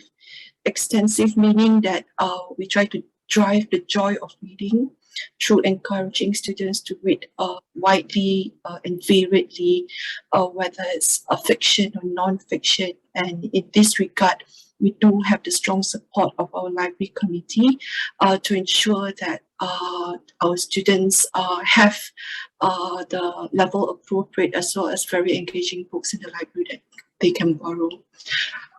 In addition to extensive reading that we emphasize on in Serangoon Secondary School, we also have intensive reading where we get students to not just look at a variety of topics and news. In fact, we get students to also post-reading to reflect deeply on the ideas, on the questions raised by the different articles for that particular week's reading. So through this structured reading program that we have within EL language, within EL itself, we call it subject content reading. We actually have fostered the different departments in the school, and that ranges from beyond EL, it ranges from science to math to PE to ICT, and these department teachers take turns. This department teacher representatives take turns actually to curate relevant, high interest, current articles for students to read. We post this on different Padlets, and we do structure in time in the course of the week for students to be reading this. So we do have that, and we also monitor the post-reading reflections that our students do as part of this program. So I really thank you for the question, because I think when you are asking this question, I get the message that reading is also important to parents, and I hope that we can work together as partners to ensure that reading in whatever language that they are reading, that is happening, whether in school or at home. And like Mr. Jin has earlier shared, especially in the context of this relatively long June holiday and subsequently in the even longer year-end holiday, I hope that that's when parents can really take over the role of ensuring that reading at home continues. But on the school's part, I'd like to assure parents that we have a strong reading program.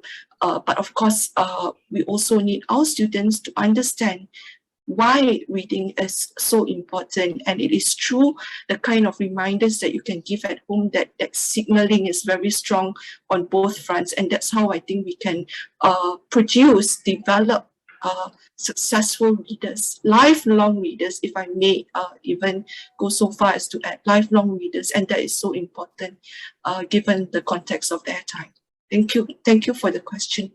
If I may chime in, Cindy, yeah, sure. In addition to what Asrina mentioned in regards to how we can engage our students, right, to engender the interest, in general affairs, for example.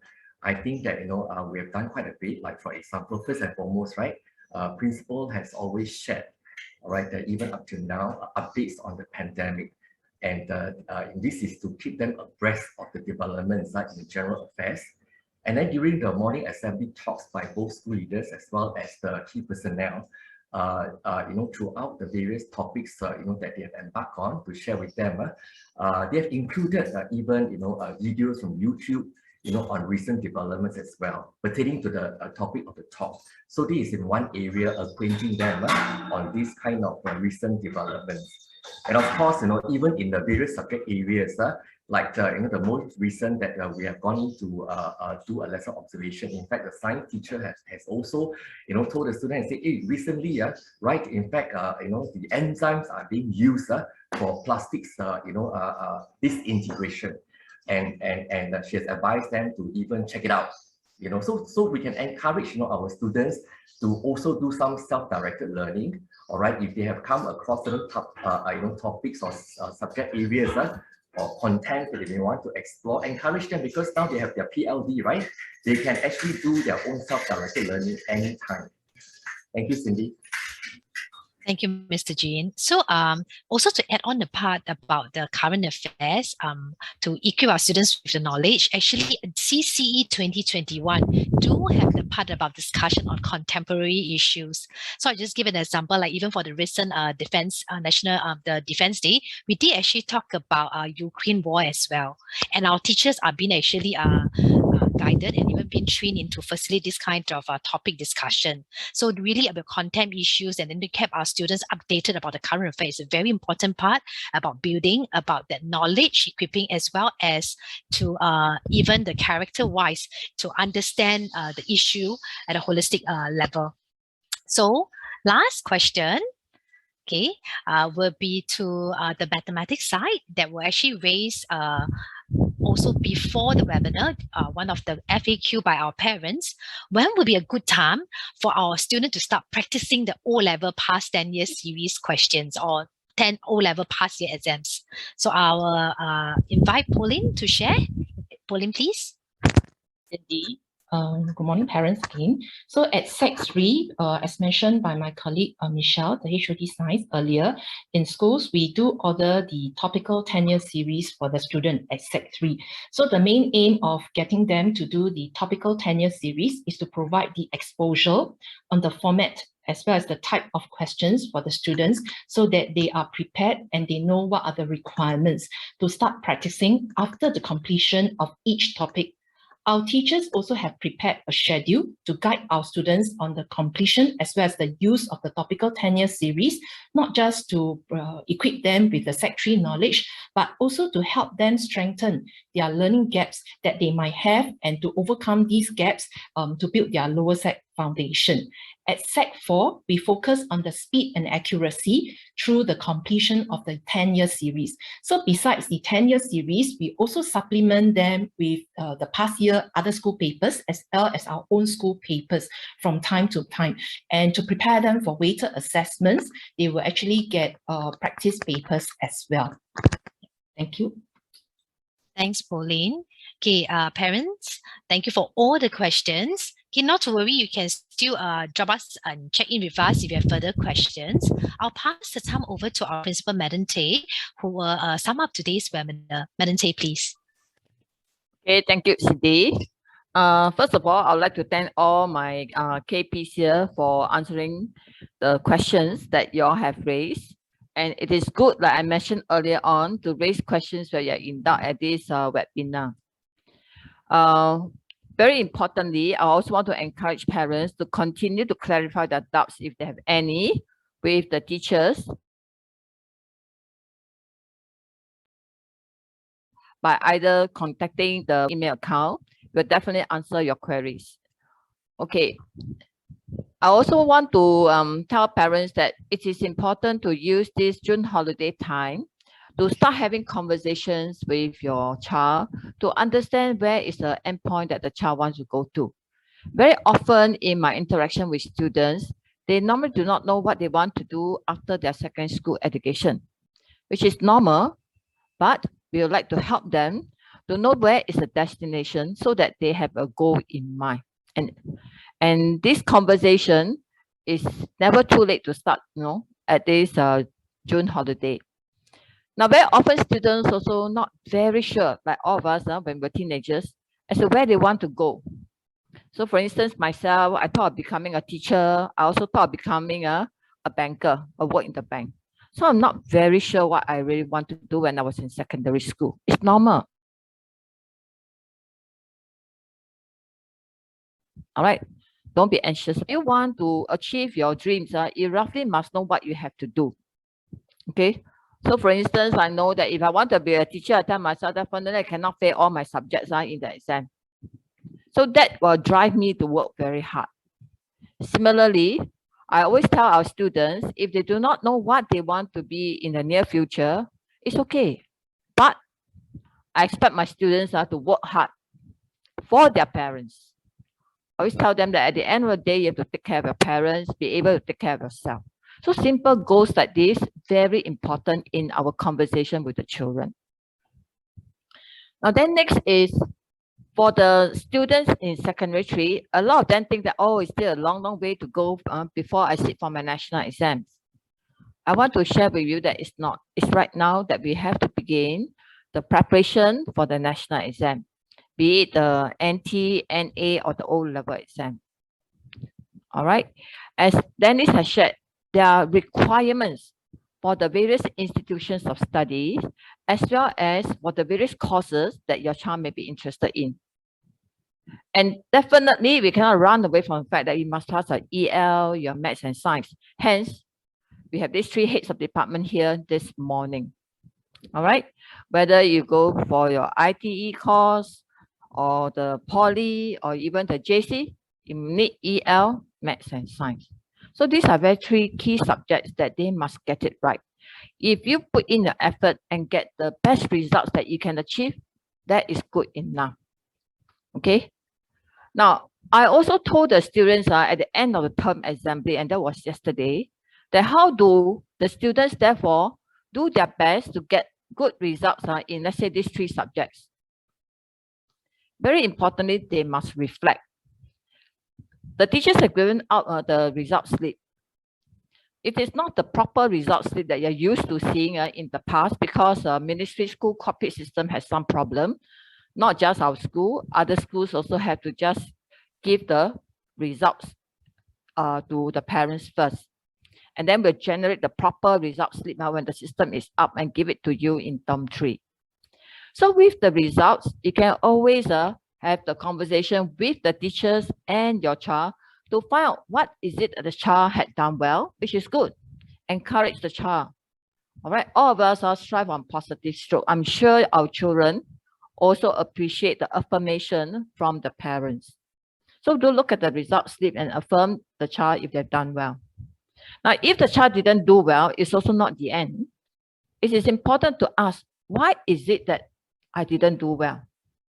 Okay, I shared with the students yesterday that, for instance, when I got literature C6, which is not what I expected of my grade, there's no need to just say, alamak, that's the end, I cannot do anymore. That is what I only can achieve. But important is to think, what is it that I want? I want an A1 for my literature. All right. But how to get an A1? I cannot sit down there and say, I want an A1, you know. I tell my students to put in effort. And that is during the holidays, pick up the books again to read through one more time. But this time, very importantly, I asked myself, why is it that I got a C6 whereas my friend got an A1? I took my friend's script to study. During that time, my teachers don't give as much remedial lessons. So I took my friend's script to study and realized, oh, my method of studying and writing the answer was wrong. So when I pick up my books again, this time I know my mistakes and I close the gap. When I read, I take down examples to substantiate my writing of a particular character in the literature text. So reflection is important. Knowing the right strategies and putting in the effort to close the gaps is even more important. So no point asking the child, okay, go into the room, sit down and then study. But they must know what to do. So do encourage your child, all right, to reflect. If you don't know, ask the teachers. My teachers are ever ready to help you. Okay. Now, as for the 10-year series practice papers, as Michelle has mentioned, all the heads of department have that in the book list. It's available in our school bookshop. Of course, they can practice more using the 10-year series or the practice papers and homework that the teachers give them. I'm very sure the teachers give them June holiday homework. So do encourage your child to do it right at the beginning, to plan. Don't wait until the last minute, the day before, then do the June holiday homework. Okay. Now, also very importantly, apart from the academic results, is to do well in the character domain and CCA domain. Now, for the CCA domain, Ziwei, Madam Goh has shared on how you can actually tell your child to get, let's say, for example, a good grade in the CCA. Now, that will help a lot, you know, in terms of entry to whether JC, Poly, or IT. It really helps. But more importantly, from my own personal experience, putting the efforts to participate in CCA, whether it's in a service domain, doing VIA, you know, going out to help the people in the community, or putting the effort to think and lead the students, our fellow students, are very important skills which the child must have. All right. Whether later on they move on to another institution of study, or even later on when they go out to work in life. Very importantly, to be a team leader as well as a team player. So must also tell the child to put in effort in the CCA. Now, of course, the other one that is important to me is really character development. So I shared with the students yesterday also to reflect on what is it they can do better as a person. So for instance, I shared with them maybe from my interactions with students and emails from parents, some do have a bit of a problem in the relationship with parents. For example, they actually did not help out in the housework, had some arguments with the parents. So I also encourage my students that it's time to reflect, on how you can be a better person.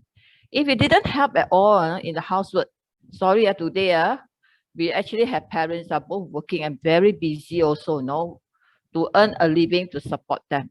Then they must chip in. All right. So if let's say you never bother to even clean the house, maybe June holiday should think about it. Okay. Which day, which time, I tell my mother I will do it, or I will cook the meal. It's very important to contribute to the family, and it's part of character development. So all these about reflection, coming up with a plan, putting in the action to realize the plan are very, very important for a child's development. And especially for these Set 3 students who will be preparing themselves for the end national exam, like what Mr. Jin has mentioned. Okay, so just to sum up, whether it is in the academic, all right, CCA or character domain, it's important for the students to reflect, think about it. What is it I want to do? What is it I've done well? What are the gaps I have to close? Then put in place a plan, rough idea. You must have something in mind. Put in place a plan and work on it during this June holiday. The June holiday is a good time to close all the gaps. All right. And of course, to build relationship with family members as well. Work on the plan. Anytime we are not sure, please do not hesitate to contact the school. We are here to actually partner you and bring up the best in our children. All right. That I thank you once again for your time and effort to join us in this morning's webinar. Thank you, Cindy. I pass the time back to you. Thank you, Madam Day, for her words of wisdom. Okay, so with that, we come to the end of the sharing for today. So just a gentle note that if you have any further queries, you can direct to us, drop us an email or give us a call. Okay, the following will be uploaded onto the school website.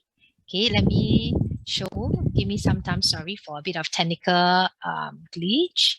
Okay, just to share that our slides, our recording will be uploaded within 1 week. So do look out for our school website if you are interested to find out and to view the recording, and as well as our FAQs as well. So for further query, like what I said, please email to our school website. And do follow our school Facebook and IG channel for social media channels to find out more information and our events. And lastly, once again, thank you. I hope you have a good afternoon ahead and have a good time. And we'll see you again soon. Bye-bye. Okay, thank you, parents. Thank you. Bye.